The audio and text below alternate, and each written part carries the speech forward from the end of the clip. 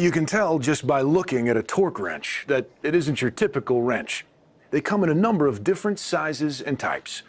Dial, micrometer, and electronic. Now, they're designed to do jobs with surgical precision.